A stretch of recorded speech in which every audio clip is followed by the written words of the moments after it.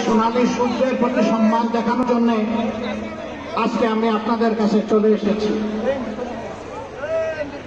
পীরগঞ্জের আপামর জনগণ, আজকে এখানে কোনো জনসভা নয়, কোনো মিটিং নয়, অন্তরে দ্রোহ,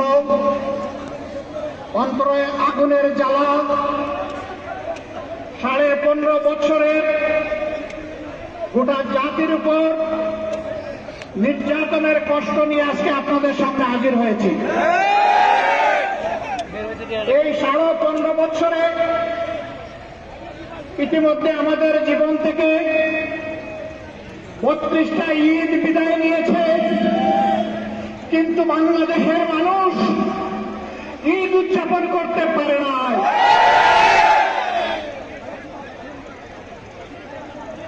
জায়গায় জায়গায় খুন, গুম, হত্যা, ধর্ষণ, লুণ্ঠন,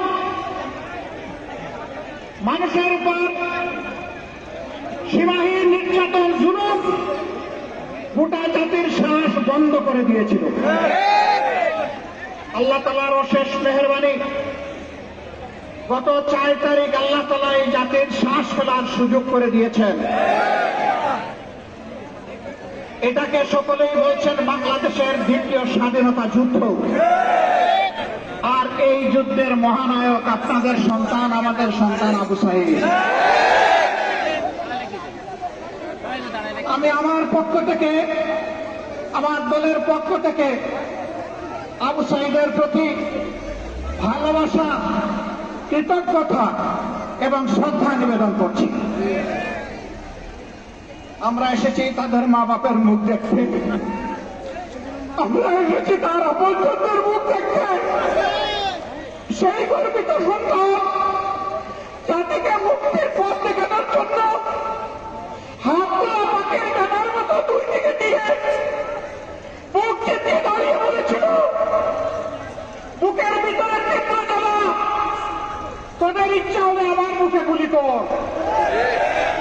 ভাষণেরা তার মুখের কথা শুনেছে, বুকের ভাষা বুঝতে ব্যর্থ হয়েছে। এই জন্য এদেশে আপামর জনগণের ট্যাক্সের টাকায় কিনা অস্ত্র আর ভুলে দিয়ে আমাদের কলিজার টুকরার কলিজাকে ঝাঁঝরা করে দিয়েছে। আমরা ধিক্কার জানাই। এই কাজ যারা করেছে তারা মানুষ নয়, তারা পশু। এই পশুদের বিচার অবশ্যই হবে এবং ইনশাআল্লাহ বাংলার মাটিতে এদের বিচার হবে। শুধু গুলি করা নয়, এই গুলির নির্দেশদাতাদেরও বিচার হতে হবে, ষড়যন্ত্রকারীদের বিচার হতে হবে। বিচারের একটা অংশ ইতিমধ্যে হয়ে গিয়েছে, আপনারা কি টের পেয়েছেন? আলহামদুলিল্লাহ। তুইজ্জ মান তাশা ওয়া তুযিল্লু মান তাশা বিয়াদিকাল খায়র। ইজ্জত এবং বেইজ্জতের চাবি কার হাতে? কল্যাণের পুষ্পফলক কার হাতে? আল্লাহ তাআলার হাতে। সেই আল্লাহ তাআলা সম্মান দেওয়ারও মালিক, অপমানিত করারও মালিক। আল্লাহ তাআলা ক্ষমতা দেন এবং ক্ষমতা নেন। ক্ষমতায় গিয়ে বসে থাকে নাই। বাংলাদেশের মানুষকে নিজের জমিদারির প্রজা মনে করা হয়েছে, তার চাইতেও নিকৃষ্ট কিনা দাস মনে করা হয়েছে এবং সেরকম আচরণ করা হয়েছে। এখান থেকে সকলের শিক্ষা নেওয়া উচিত। সম্মানিত ভাইয়েরা, আমি আর কথা বাড়াতে চাই না। আল্লাহ এই মাটিকে ইতিহাসের অংশ বানিয়ে দিলেন। এই গৌরব শুধু আপনাদের এই সন্তান, এই মুক্তিযুদ্ধের মহানায়ক, তার পরিবার চেয়েছে তাকে বীর ঘোষণা দেওয়া হোক। আমরা বলছি সে বীর নয়, সে তো মহানায়ক। কে ঘোষণা দিল না দিল তা জানি না, কিন্তু বাংলাদেশের 18 কোটি মানুষ এই ঘোষণা দিয়ে ফেলেছে। এটা জনগণের ঘোষণা, এটাই শ্রেষ্ঠ ঘোষণা।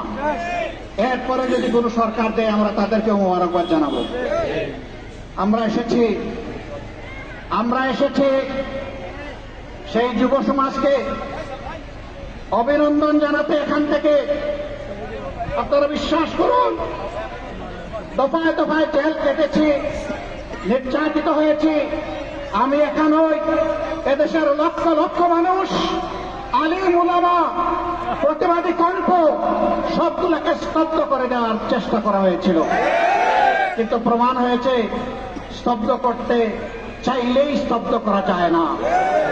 অভিনন্দন জানাই আবু সাইদের যারা সঙ্গী সাথী সেই যুব সমাজকে, সারা বাংলাদেশের যুবক যুবতীদেরকে, ওই যুবক যুবতীদের মা বাবাকে, ওই মাকে যিনি কুলের বাচ্চা বুকে নিয়ে বলেছেন সন্তানদের গুলি করে পাখির মতো মারা হবে, আর আমি মা হয়ে ঘরে বসে থাকবো, এটি আমার পক্ষে সম্ভব নয়। আলহামদুলিল্লাহ, এটি ছিল জনতার অভূতপূর্ব উত্থান, এবং সেই গণ উত্থানে আল্লাহর শপথ 15.5 বৎসরের জমায়েত, জঞ্জাল, জুলুম দেশে গিয়েছে এবং চিরদিনের জন্য দেশে যাবে ইনশাআল্লাহ। যারা এই জাতিকে অপমানিত করেছে তারা কখনো সম্মানিত হতে পারবে না।